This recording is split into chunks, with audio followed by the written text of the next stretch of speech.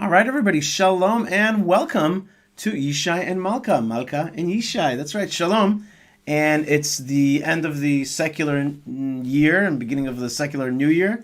And also, we're finishing up the book of Bereshit, the book of Genesis. And also, we've got to talk about the most amazing and miraculous event that happened today, which is Jonathan Pollard coming home to the land of Israel. So we're going to start in just a minute, Malkah. Are you ready for the show? You got everything set up? I'm the readiest. All right. Thanks for tuning in. We don't always do a live Facebook show. Yeah. But we might do more if you love it. That's right. If you love it, you got to let us know. And we're here. You can comment. We can see your comments live. Where are we broadcasting, Yishai? Where are we broadcasting? What do you mean? Where from or where to? No, what platforms are we on right now? Oh, we are on Facebook, YouTube, Periscope, which is becoming Twitter, and later on this is going to be part of the Land of Israel podcast and the Yishai Fleischer Network podcast. So we're here, and exactly, I was just checking. I wanted to see with Lou how it sounds and how it looks, and Lou says you guys look great. Lou, it's not as easy as it looks to look like this. I mean, actually, the background and all this stuff, and this is a picture I took in the desert a few weeks ago on Hanukkah vacation.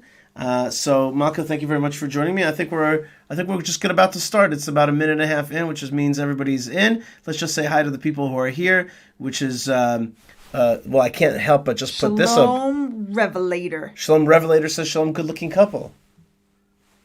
And Olivera says shalom. Lou Weiss says you guys look great. And Jake is here, and Ma is here, and Pesach is here, and everybody's saying shalom. So, sorry about that. Watch the microphone. There's a little microphone here. No, we got it all set up here. It's delicate. All right, so let's start the show. Shalom, everybody, and welcome to the Yishai Fleischer Show, broadcasting live on Facebook, YouTube, Twitter, Periscope, the Land of Israel Network, and it doesn't even matter. And all those platforms are on. The most important thing is that you are with us right now. Thank you for joining us from around the world. And Shalom Malkah. Shalom and welcome to the show. Thank you so much, Yishai. Big Mazel Tov. Big Mazel Tov to you. Big Mazel Tov to all of our listeners out there and the people who are watching live. Today was, we went to sleep last night and we woke up in the morning, and you know how it is. You hit your snooze and then you might hit it again. And then you finally turn on your phone and you just go to the news just to help you wake up. And then we went to the news to help us wake up, and we're like, what? It turns out that Jonathan Pollard, who we all davened for, we all prayed for so long, finally made it to the land of Israel. There's video of him. We couldn't believe it. There's video of him with Prime Minister Benjamin Netanyahu. And this was, I wish we could kind of do like a side-by-side, play-by-play video that we could all go through like in slow-mo of what's happening as Jonathan Pollard lands. But it was a great video. It was a great moment. Yeah, it was a great moment. And Jonathan, I think, was really, he looked great for a person who sat in like 30 years of prison, plus many of those years in solitary confinement. And this was, of course, if you don't know the story, he was convicted of passing information to an ally, which is passing secret information. He was a naval intelligence officer. And that in itself is maybe not such a great thing, right? Like giving away America's secrets was not a great thing to do. On the other hand, it wasn't secrets about America. It was secrets actually about the bad guys that Israel had collected. And he saw that it was not being passed as was promised to Israel. And he gave those secrets to Israel, which led to things like the bombing of the Saddam Hussein's efforts to create a nuclear reactor called Osirak, and in 1982, under Menachem Begin, Prime Minister Menachem Begin, Israel bombed that Osirak installation, with Ilan Ramon being the final and youngest pilot on that mission. And so that was due, and all this information may come more to light now, but that's basically it's definitely going to be a discussion again. Right. It's going to. I already saw on Twitter today. Twitter are not always being the friendliest place for anybody. So that's right. John, any like of the greatest people on the earth would find like the most cynical takes about them happening on Twitter. But I saw people already starting to debate on Twitter whether Jonathan Pollard was in fact a hero. Maybe he's a villain. Maybe there are people who say that he made American Jews seem not trustworthy, especially in positions in the United States government.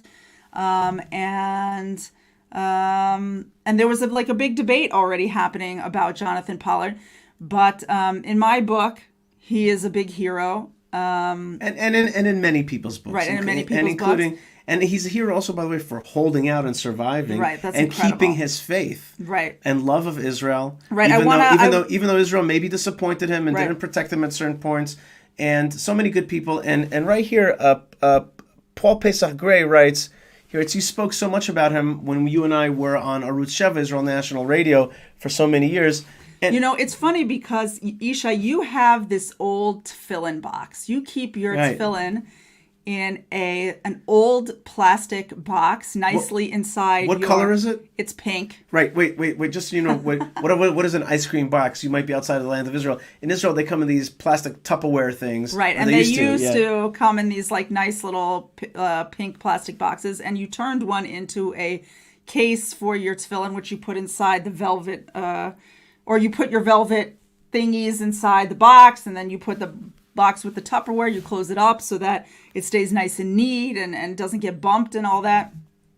And only recently I cleaned it for you. It had gotten kind of fingerprinty. Sure. And worn out. And you said to me, I think it's time for me to get a new box or a new receptacle for my tefillin. Right. And I said, well, hang on a minute, give it to me. Maybe I can spruce it up a little bit. And I took some alcohol swabs to it and I rubbed it and one of the things that I had to do in order to kind of refurbish this pink plastic former ice cream box, which was now a tefillin case, was to remove a worn out, very small, size of an American dime sticker. And there's the box. For those of you who are watching on one of our live stream platforms right now, you can actually see Yishai's tefillin case. Maybe you can open it up. Right, well, this is where the little Pollard picture was. So here, there was a picture right in the center where there was this little nub place. We put a little sticker on top. And that picture, for years and years and years, was a picture of Jonathan Pollard. So you got the sitter in here. There's the Siddur, and you can see Yishai's tefillin. Oh, that's a special. That's an exclusive, ladies and gentlemen. Anyway, so the only reason we felt comfortable to remove that sticker is because Jonathan had finally come off of his, home arrest. Home arrest, when they keep you in jail at home and your parole. Basically, they made him wear this tracking device and made his life difficult for him, even though he was not in jail anymore. So when he was finally snipped his electric tracking device, we said, okay, I guess it's okay now to take off the sticker. And now he is literally unglued from the United States of America altogether. Not literally, sweetie. Figuratively. Because you can't be unglued literally on unless the you're box glued. Came off, and it must have been some kind of symbolic ritual that we did. And now Jonathan Pollard is back. I see. Yeah, I see. See, He became we unglued. took the glue off, and now it took off the spiritual glue. Yeah. The only thing I was laughing is when you said they took off that tracking device off his leg. They gave him a different tracking device, the cell phone, right? That's the ultimate tracking device. But in any case, Jonathan Pollard is home. Malkah, for me personally, before I even go on, I just want to say hi to a lot of friends saying hi, but some old friends, some good old friends. Our good friend David Zucker says, "Shalom, old friends." It's so great to hear from you, David. And we got my buddy Jake. Good to see you, Jake. Classic Tzahal style tefillin case. That's right. That's exactly right. You're absolutely right. Keeping it safe. Today they have more fancy tefillin cases, but you're right. Good friend Jake. You were an early adopter, Yishai. No, I was just early. It was just a long time ago. It was 20 years ago, right? And my good friend Eric says, "Shalom from Genève."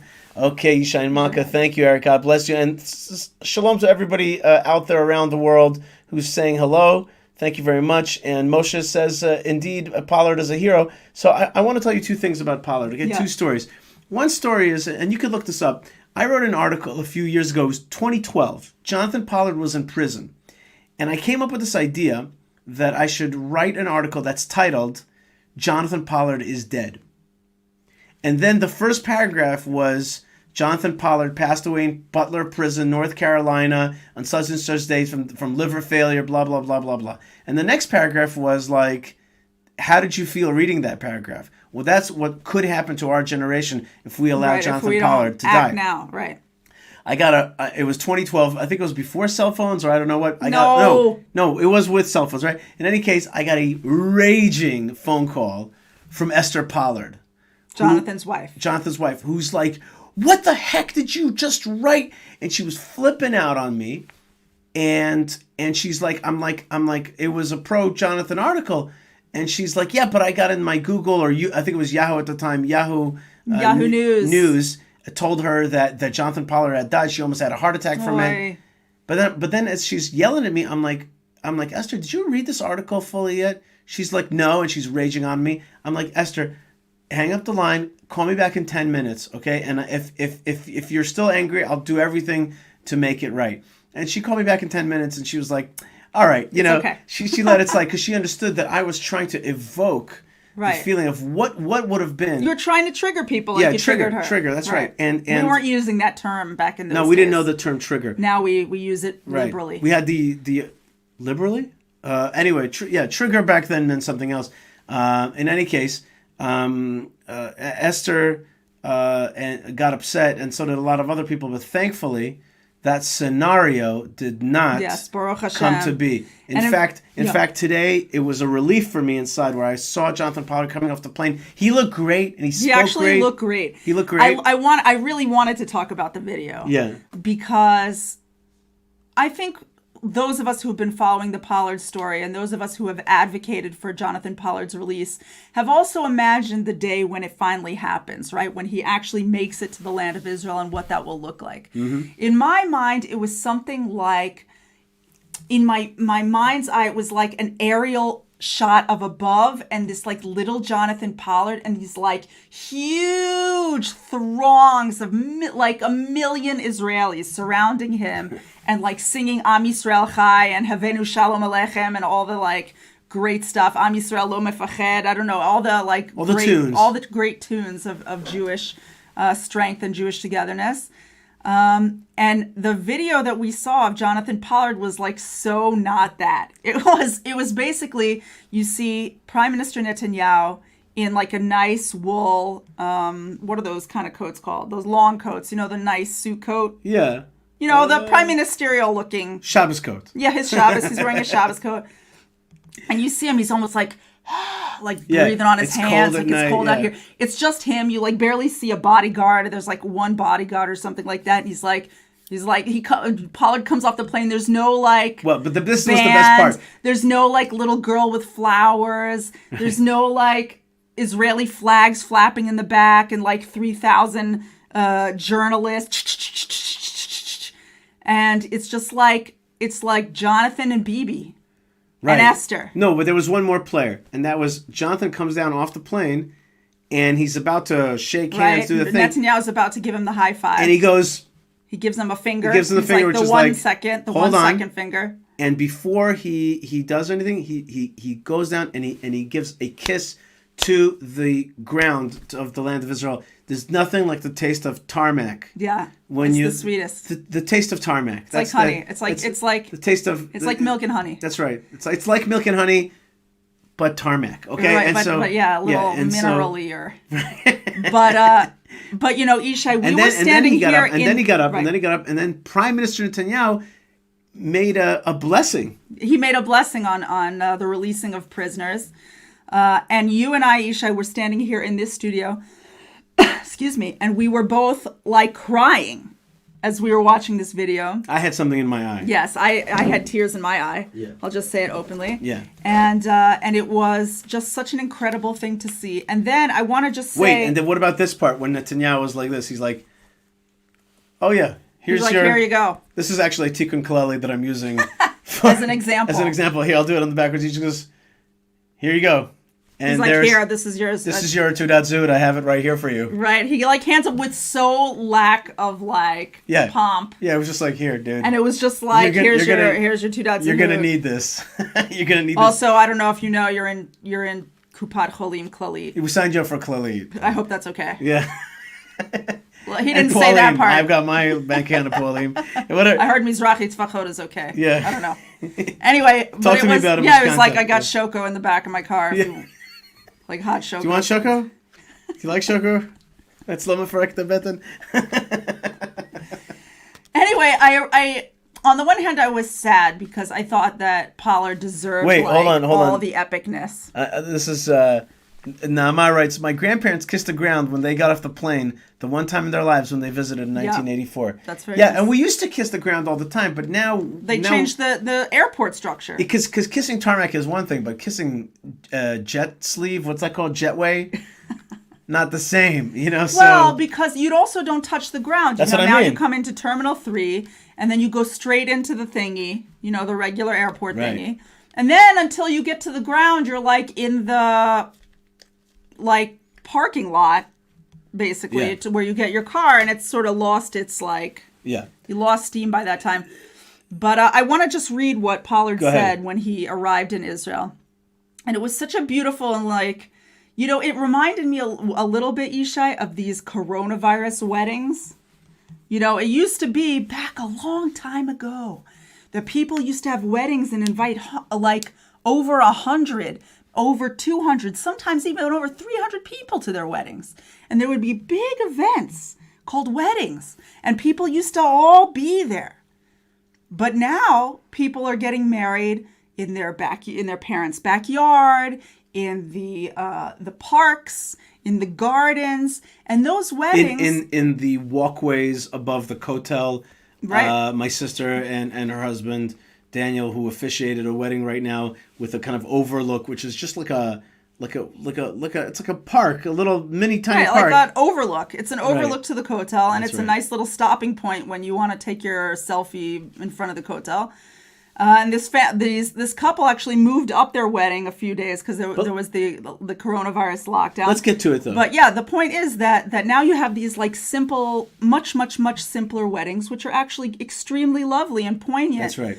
Because they're so intimate and they're so small, and that's kind of what the Jonathan Pollard landing was. It was tsanua, as they say. It was modest, but it was very powerful. And I just want to read this short thing that Pollard said when he came. He said, "We are ecstatic to be home at last after 35 years, and we thank the people and the Prime Minister of Israel for bringing us home.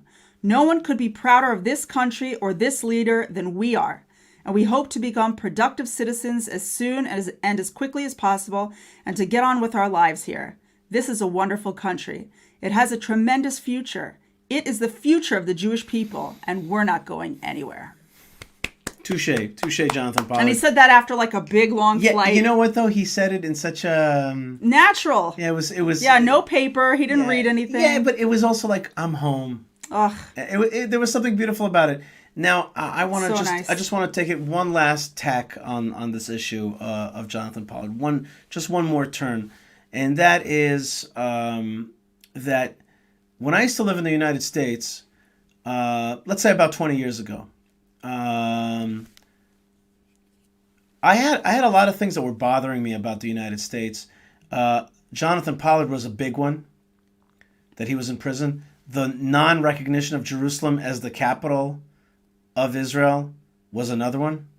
Another one was the funding of the PLO, who had a pay for slave program, the PAPLO.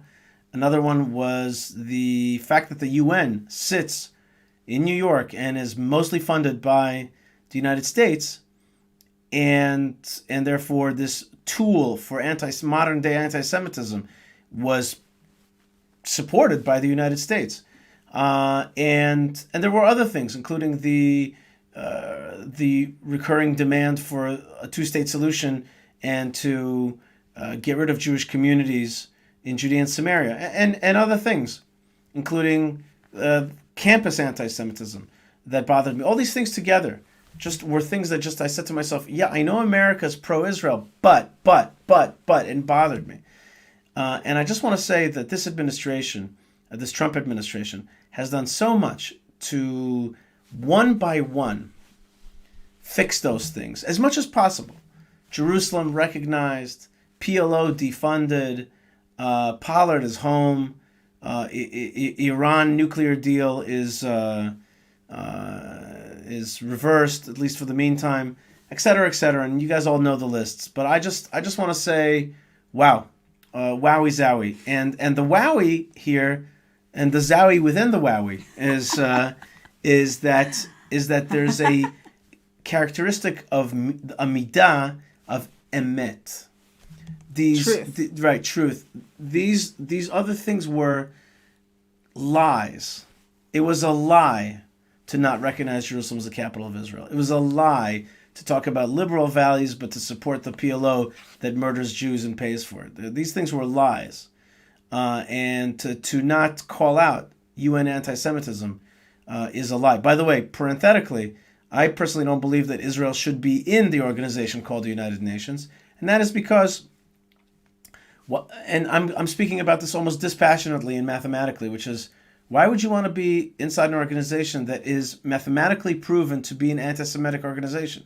Mathematically proven is that the overwhelming decisions and declarations of the resolutions are anti-Israel, and so they spend a ton of time on it. Right, it's overwhelming amount of time, and so you're like, this is a prima facie, a unquestionable, undeniable anti-Semitic organization, and so why should Israel be inside of it? When Israel is inside of it, it legitimizes it. In any case, that's an aside. My point is that with Pollard coming home, it's another success of the Trump administration, and not necessarily was this specifically having to do with Trump. But you know what? Let's put it this way: had the wheels not been greased, he could have been around. They would have let him out on, found ways not to let him out on parole, et cetera, et cetera. The point is that yet another victory for truth in our time. I really do think that Israel's in way better position right now to engage the future. And another truth is that Arabs and Jews don't need to be enemies. We are cousins. We share a region. And there's no reason for us not to cooperate and to help each other and to make this region a fabulous, lively region. We're very used to We've war. already started. Right. I'm saying that's another aspect of it, which is the Abraham Accords, which I'm so excited about. And it's already making the region better. It's making the region better. It's like already the wheels are churning and money is pumping into the region and cooperation, which will lead to so many amazing things. So one last phrase on that, and I'm done for now, for this minute, which is that with regional cooperation. Sorry, Yishai. You threw me off. Here we go. Regional cooperation. I was just so enthusiastic about what you were saying. That's absolutely right, and there's nothing wrong with it. And there are great projects in the future. By the way, Saudi Arabia, they're building a huge new capital city. Oh, is that right? Called Neom. Neom on the why? It's a whole thing. It's really cool stuff. It's really neat stuff what's happening there. But our region is going to be blessed. And again, a victory for truth. There was another point, but I forgot it. I'll let it go. It'll come back to me. We've already done war.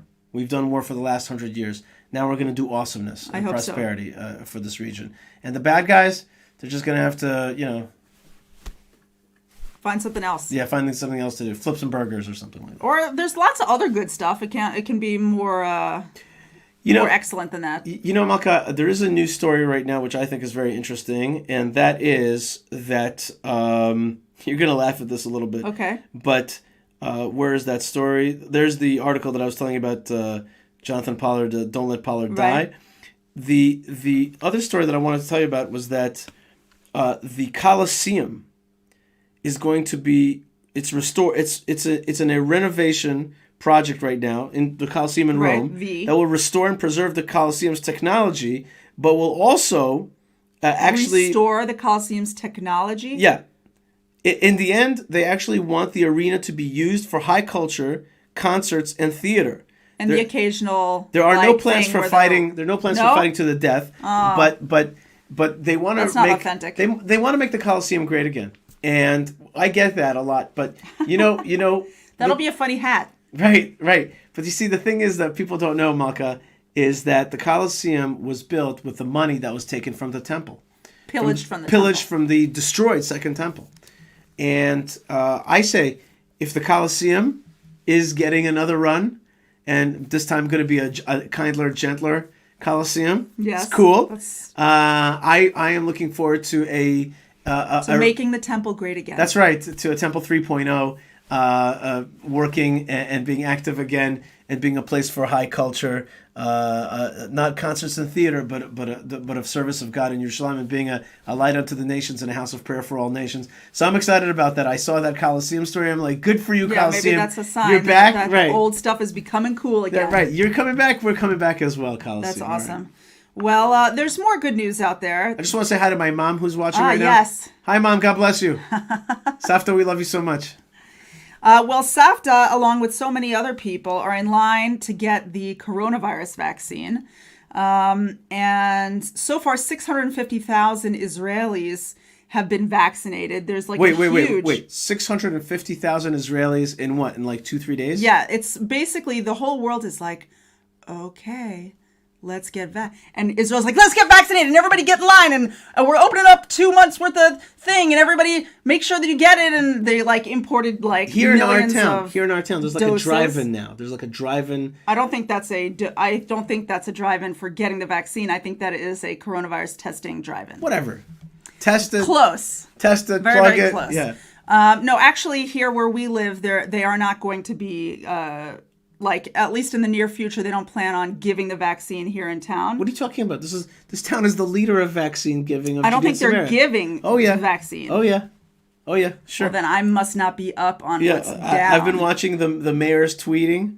Okay, Oded Ravivi, and he is very proud that we are number one in the Judea and Samaria region for giving vaccines. Oh, is that right? Yeah. Here it is. Befrag כבר אתמול חצינו את רף 25. מספר ושיעור המתחסנים. No, those are the people who are. Those are the number of residents who have been vaccinated. All right, whatever. They're not giving the vaccine here. In any case, people are getting vaccinated, and you know what? I believe that's my understanding. But the point is that Israelis Monica says, "Do you both support the vac?" That's a great question. So the answer to that is yes, we do support the vaccine. Happens to be that we are also not running to get the vaccine. First of all, we are not yet over 60 or in the high risk group. And my understanding is that they only have 10 more days left of vaccine vials. And people also need to get it for the second time, I think, in 3 weeks from now. We're optimistic. We see a lot of people who are getting vaccinated. Most Israelis are extremely proud. And showing pictures of themselves getting vaccinated. All kinds of people of all different ages and all different parts of Israeli society are going to get vaccinated. My mom says, like, we're tired of this thing. We want to get out of this sickness. Right. I'm not a chemist and I'm not a scientist. And it's hard to know. Just like it's so hard to know about a lot of things, you have to kind of make your own determination. We have not been vaccinated yet. My guess is that eventually we will be vaccinated. But we haven't been, and we're not racing to be vaccinated. But we certainly support the people who are, and we're very happy for everyone because everyone seems to be very hopeful about it. I think that's what it is. I think. Let's put it this way: the atmosphere is very positive here in Israel, and we're hoping that it does work. Do we have our fears and doubts? Yeah, I think a lot of people have fears and doubts. Do we know what the long term you can't possibly know what the long-term effects are, or what the long-term. I don't know. So far, it seems that only 1 in 1,000 people who have been vaccinated here in Israel have had any side effect that's been reported. Something like 50 people, something like that, had side effects that they sought medical attention for. But otherwise, people seem to be feeling okay so far on their first round of vaccine. Let's not even go. Hope. We are neither advocates for nor detractors of necessarily the vaccine. We are just regular citizens on this one who are just waiting to see how it goes and hoping that everybody's just going to be healthy. And I'm happy that people are feeling hopeful. And let's just say what we say when we don't really know. And here's my friend Shlomo Wolfish. It says, why would you support something you know nothing about? And I know Shlomo's totally against this. And that's fine. Shlomo. Right. Some people are, fine. This is. I'm not going to, there are certain issues that I'm going to weigh in on because they're my issues. With regarding to this, the only thing I can weigh in on is to say, Bezrat Hashem, people should be healthy. And I know members of my family and friends of mine are vaccinating, and let's hope that there's good results, because a lot of people are doing it, and I dare say that the majority of people are going to end up doing it. Right, and there definitely is like a groundswell of social support for the vaccine.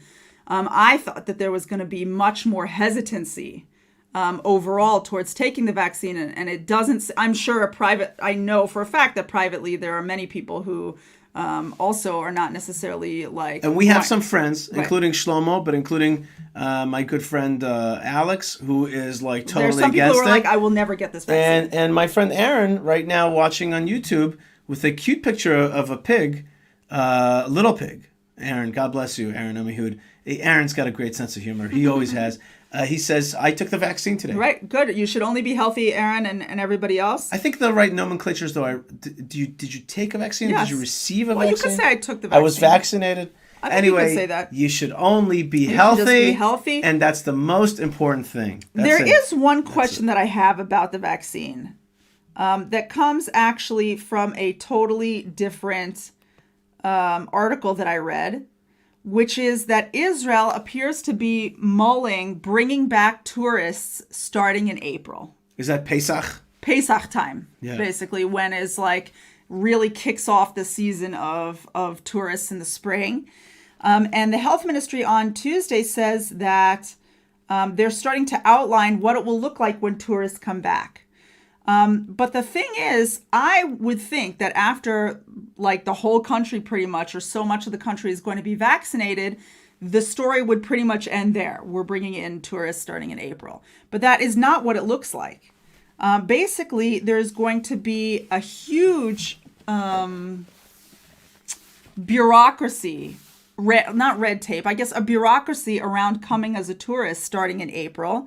Israeli operators that want to host foreign tourists will have to fill out special forms, submit them with the tourism ministry. The tourism ministry will have to receive all information about where they're going, when, where they're going to be accommodated, who the tour guide is going to be. The group leader will have to carry a cell phone with an Israeli number that authorities can contact. The tourism ministry is going to develop a dedicated phone app to monitor group movements. And that I find this stuff, and you need to visitors will have to purchase special insurance to cover potential coronavirus quarantine or treatment if needed. Maybe this has to do with them needing treatment for coronavirus or something like that.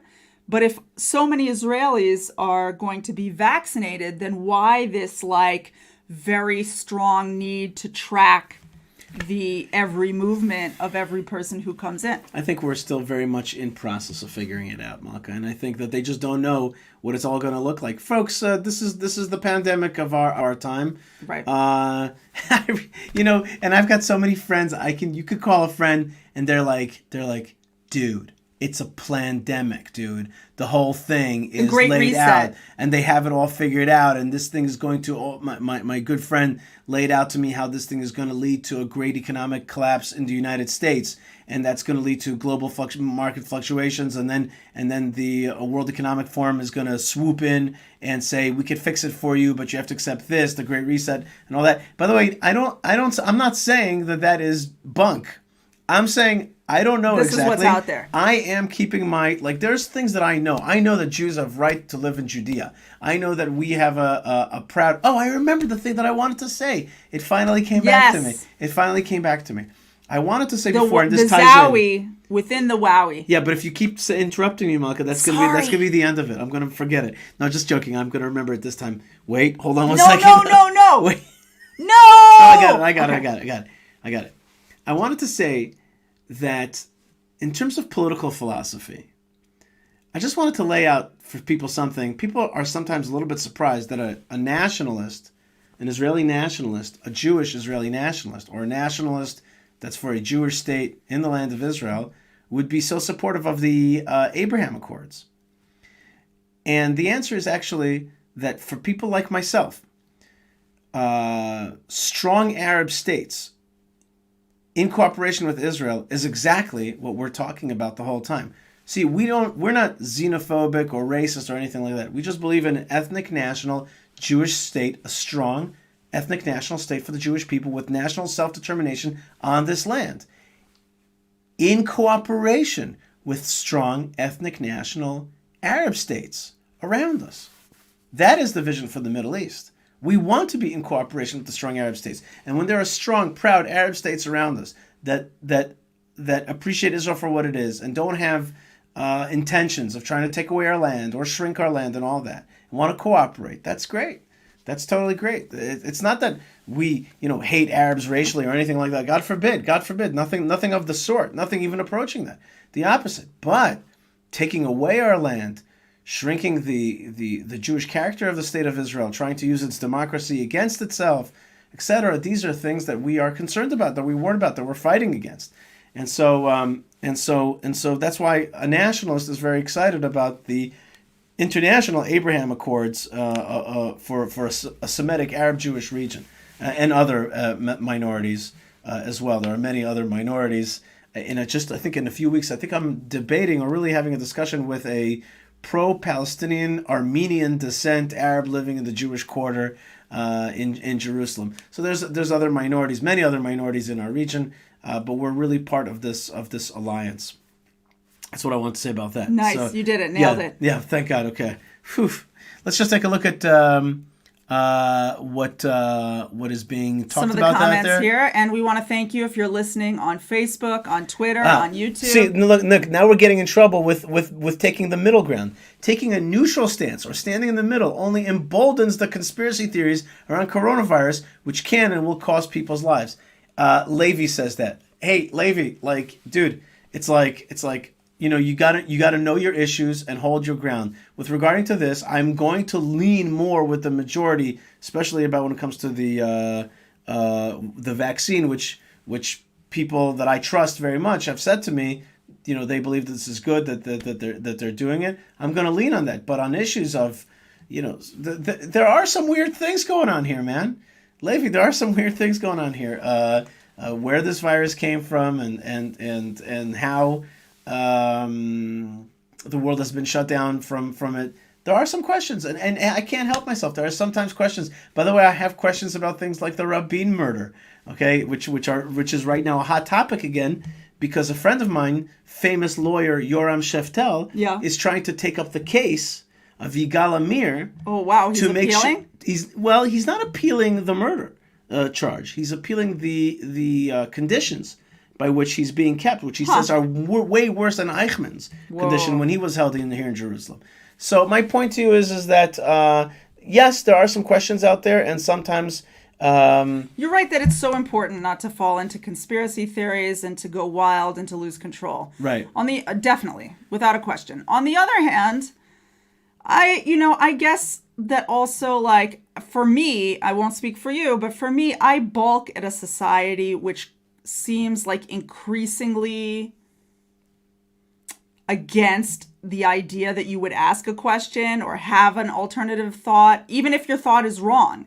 It's almost like you're not even allowed to have a wrong thought, right? And I want to stand up for my right to have a question mark in my head. And it's like we're all socially shamed and socially pressured and governmentally shamed and pressured. I understand that on Facebook, for example, they're taking down posts that are against the coronavirus vaccine. Now, that's not me, right? I'm not sharing posts against the coronavirus vaccine, and I'm not such a Facebook person myself, but I haven't seen that stuff. But the thought that you're not even allowed to say that, you're forbidden to say it, that freaks me out. So yeah, we do take the middle ground. I think that, and I think that a lot of people... I think we take the middle ground because we're not sure. We just don't know the answers because we're not doctors and we're not scientists. And I like to believe that this vaccine is incredible and is going to save us from this horrible situation. Absolutely. I like to think that, but it would be irresponsible. It would be irresponsible and a lie for me to say that I know that because I don't know that. I think that we are living in a time of intellectual control, or at least monitoring, big data monitoring. That's for sure. Okay, we are really we're living in a time where, I remember when the internet came out, it was a place of freedom, of knowledge. And now today, you think twice about searching a weird item because you just know that it's going to be stored. That piece of information will be stored on you, right? And so we're living in a weird time. There's some weird stuff going on here. And I'm keeping I'm keeping limber intellectually. Frankly, I would say I'm staying curious. That's how I would redo it. It's not that Right, I'm it's okay. It's still not, allowed to ask questions. It's Right. like your basic human right. Right. You know, everyone talks so about human rights. So it's not middle ground. It's curiosity. It's intellectual curiosity. And I'll tell you the truth. I speak to a lot of people. I ask people, "What do you think? What do you think?" And I get like very different answers. There are things that I know in my life that are true, and then there are things that I don't know, and I ask other smart people, and I recommend we do the same. Malkah, we're at the 40-minute mark. Yeah, we're running out of time. Maybe we would like to talk about our wonderful Torah portion. Yes. We have such a special Torah portion, Malkah, and on the podcast, you could hear my long discussion with a famous Israeli spokesman of the Jewish community of Hebron, Noam Arnon, one of the fabulous intellectuals of our time. Great. Really, we talk about the portion. It's the last Torah portion in the book of Bereshit, the book of so Genesis. So hard every Right. year.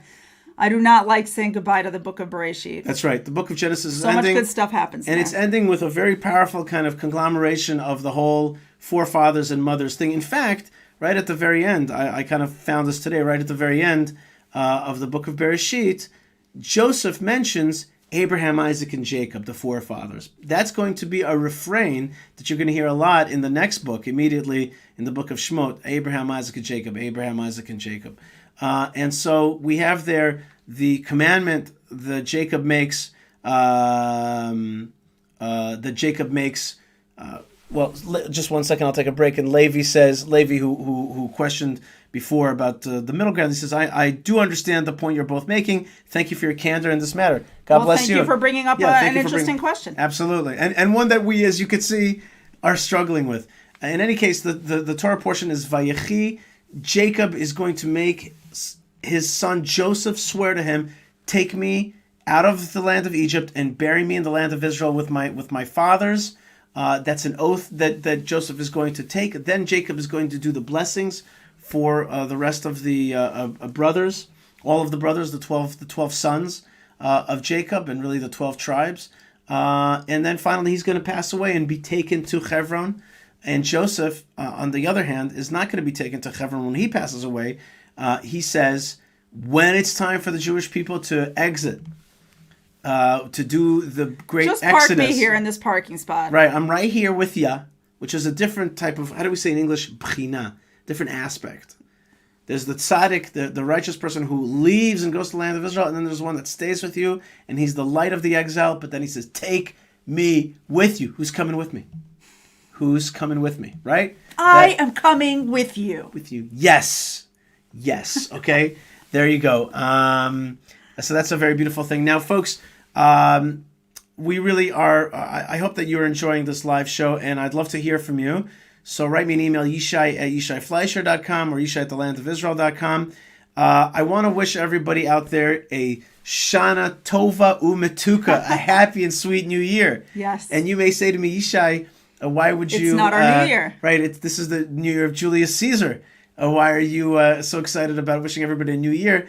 Rabbi Herschel Reichman, one time came into the synagogue at Yeshiva University when I was studying there in New York City, and he said... On January 1st. On January 1st, and it was snowing, and he goes, Shana Tova Umetuka, Happy New Year. And we said to him, Rabbi? And he said, any reason to give blessings is good, so we want to give everybody a blessing. It's also the end of the fiscal year. 2020. In 2020, in the fiscal, financial, economic sense of it. Okay? And this is a good time to what it says on your computer screen. Right. It's a good time to get rid of any excesses. It's like mice. It's Rosh Hashanah le taxation. Okay, le masrot. And so if you want to give anything to support our programming, our podcast, our other work, including a big project that I'm working right now to educate about Route 60. And we'll be the biblical highway. We'll be revealing more of that soon. But we're working very hard to teach Israeli Knesset members and others of the importance of this historical highway and our radio show and all that we do, our podcast that we do weekly. If it's important to you, then please go to yishaifleischer.com/support and do just that. Join me and make Israel stronger together. That's something that we do. So that's yishaifleischer.com/support. makes a huge difference. Every shekel counts. Every agura counts. Okay, agura is like a That's penny right. in Israel. It makes a big difference. That's yishaifleischer.com/support. We have many contributors and sponsors of the show. Right. I'm not going to go And through some them. of our listeners are some of our most dear supporters, and That's we right. really want to thank you so much for the multifaceted support. Obviously, there's support through the support page and financial contributions, but also beautiful messages, sometimes just cards with pictures of the family. Absolutely. Doing different things throughout the year, and we Yes. just love it, and we really appreciate your friendship. And the 5-star rating on any of the podcast outlets or anything else like that. That also helps That also a lot. helps a lot. Maybe I will just very quickly mention some of our sponsors. We have Sure. a new sponsor of the show called Aleph Mail, alephmail.com. It's for... Let's feel. Yeah, it's for... Stop it. It's for, it's a beard balm for Aleph males, for strong, powerful, from Israel masculinity. I can see an ad there, like the mom is sitting with the daughter, Yeah. and she's like, "Honey, it's time for you to start dating in Shidduchim. What kind of boy do you want to date?" And she's like, "Well, I don't know, Mommy, as long as he's an Aleph male." Okay, so that's alephmail.com, and coupon code Yishai10 will get you 10% off. And my slogan is, go from a rabbi to a sage. Okay, that's my slogan on that. Another She sponsor got a commission on that one. Yeah, another sponsor that we have of the show is the great people at Hebron, hebronfund.org. The great Jewish community of Hebron protects, defends, beautifies the tomb of the patriarchs and matriarchs, and makes it accessible and open to all of us. Those brave people are in the front line for us. Help them by going to hebronfund.org. Prohibition Pickle. My good friend Chaim makes the best darned pickles in the land of Israel. He makes our Shabbos awesome by tricking out our Kiddush. And you could trick out your Kiddush or anybody in the land of Israel, because he only delivers so far only in Israel. But if you've got a friend in Israel, or if you live in Israel and you want some great pickles, check out Prohibition Pickle on Instagram and on Facebook, and order it for yourself or a friend, a loved one, or your best favorite radio show hosts, okay? And also, Blessed by Israel. Oh, so that was Prohibition Pickle. And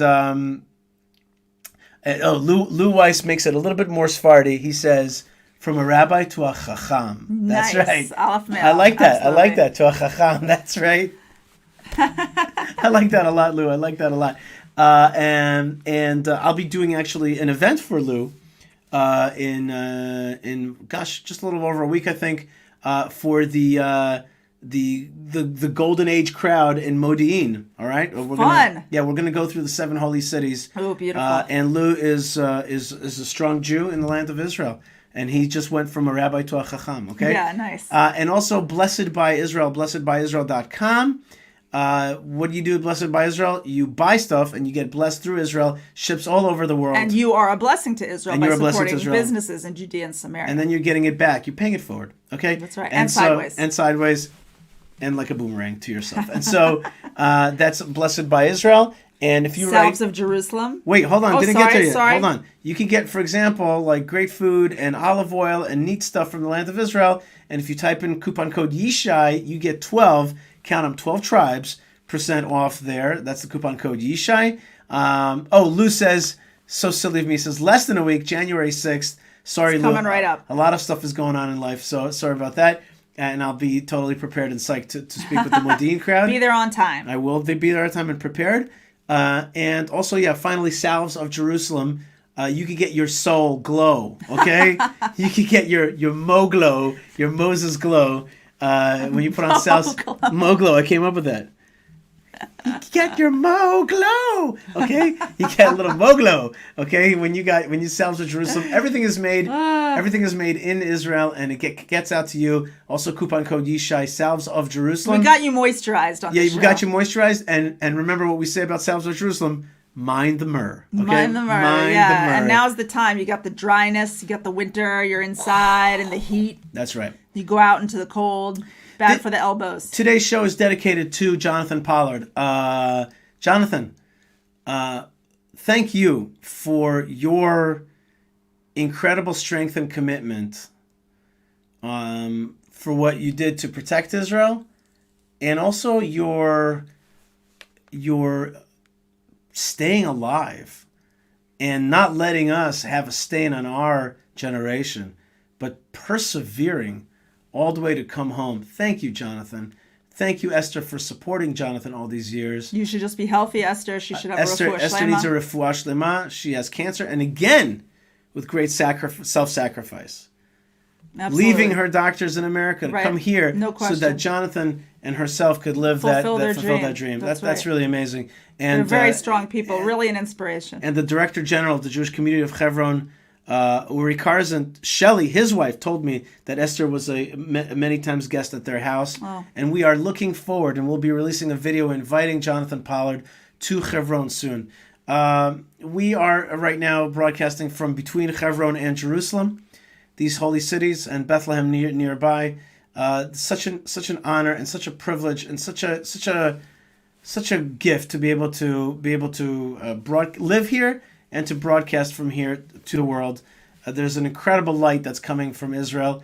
It's the realest thing in the world, and it's really a reflection of God's great munificence that He has given us the opportunity in this time to fulfill that ancient vision.